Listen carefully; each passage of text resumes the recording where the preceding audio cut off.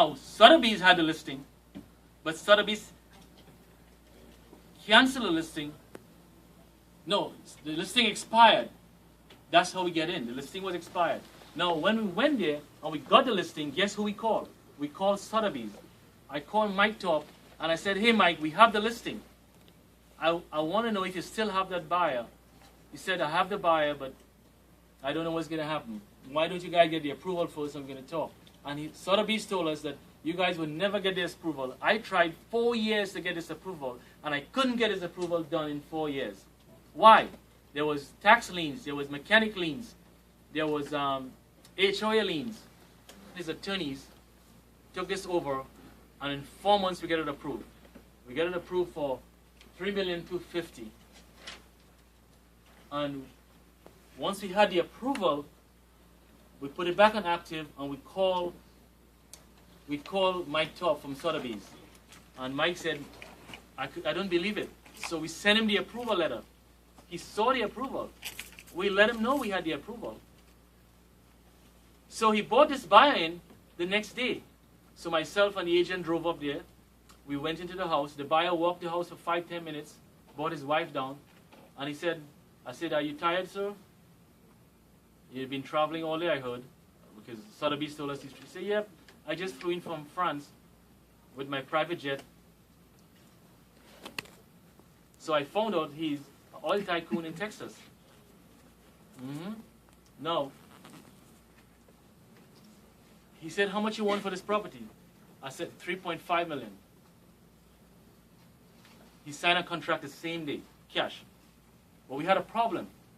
The money was not enough to pay out $162,000 commission.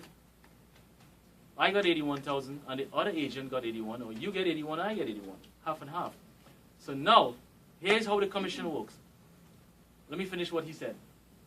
So now, we went back to him the next day and said, sir, look, $3.5 million wouldn't cut it. The mechanic lien, we have to pay off $100,000 to the mechanic lien. We can't avoid that. He gave us $100,000 extra the same day. You know why? The value of the property is $5 million. He bought the property. You know how much, you know what he did with it? Who can tell you what he did with the property? But he put it back on the market for $5 million. He was another investor. He was not the end user. So these schemes can happen. You can have another investor take it away from us. And why didn't you ask $5 million to this guy? No, because you see, I'll tell you why we didn't ask $5 million, guys. Indra asked a good question. The investors, you can't be greedy as an investor. You have to. But that's market price. No, you have to close. Greedy. You know why? If you're greedy, you're going to lose the house. The bank will seize it. You have 45 days to sell it. Do you want to be greedy and ask for $5 million and wait 6 months for a buyer and lose the property, or you want to make a quick buck and move on to the next one? Yeah. Okay. Exactly. This is how this business runs, guys. So now we close, and this was a reduced commission. We,